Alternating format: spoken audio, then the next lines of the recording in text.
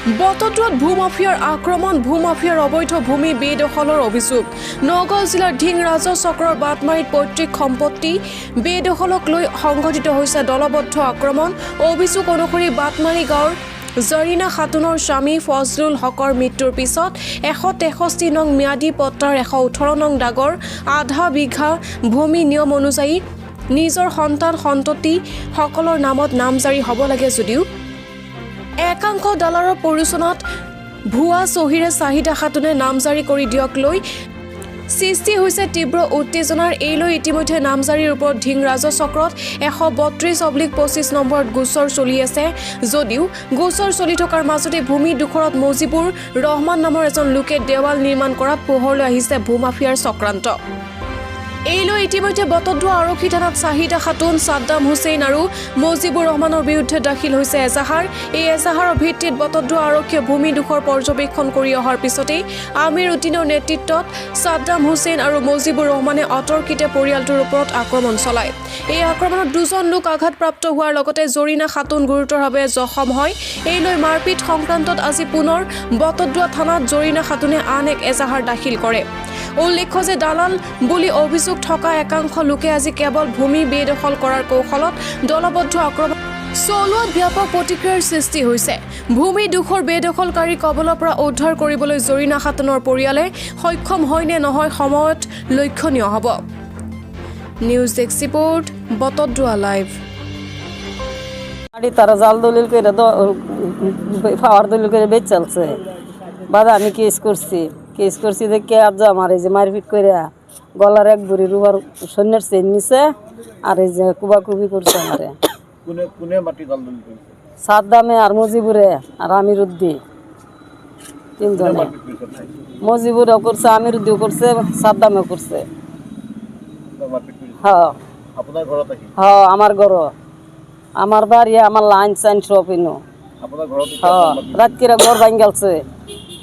বাদে এই যে রাত ঘর ভাঙছে হ্যাঁ হ্যাঁ থানাত কেস দিছি দেখে তো যে আজ জমাই রইল হ্যাঁ আর কি কই দানের টান চাই সুবিচারটা করে দিবেন আমার বেড়া নাই আমার পুতা নিরহ মানুষ দেখে এই দালালরা এরকম জোর চালাইছে তো আইনারা টাইম দয়া হয়ে বিচার চাই আইনারা দয়া করে আমার বিচারটা করে দিবেন কি হয়েছিল দালাল চক্রে মারপিট করেছে কাট মারপিট করেছে মুখ মারপিট করেছে মাক মারপিট করেছে বাইদেউ ভণ্টিক মারপিট করেছে কিয় মোৰ দেউতাকৰ মাটি জালিয়াতি কৰি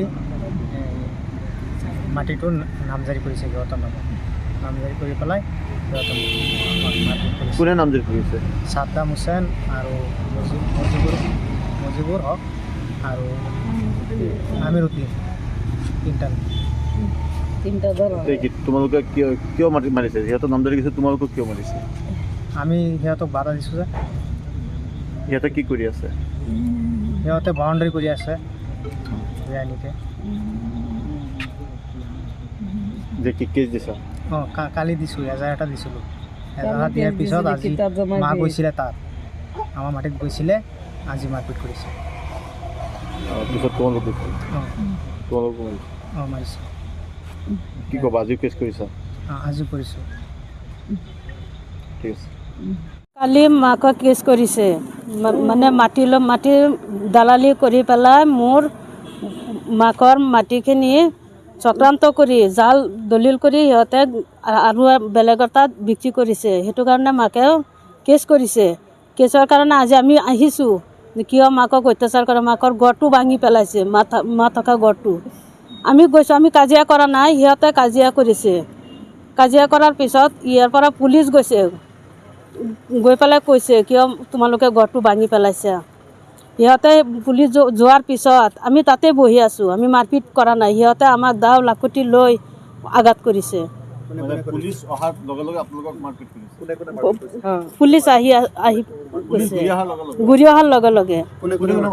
সাদ্দাম আমিৰুদ্দিন আৰু মজিবুৰ এই তিনিওটাই তেওঁলোক দালাল মাটিৰ দালাল আমাৰ বাপেকৰ মাটি সিহঁতে দালালি কৰি বেলেগৰ তাত বিক্ৰী কৰি খাই আছে তুমি দালাল হয় হয় ঘৰ ক'ত ঘৰ ইয়াতে বাটমাৰি বাটমাৰি এতিয়া কি আপোনালোকে আজি কেছ দিছে আকৌ কেছ দিছোঁ আকৌ কাৰ কাৰ ওপৰত দিছে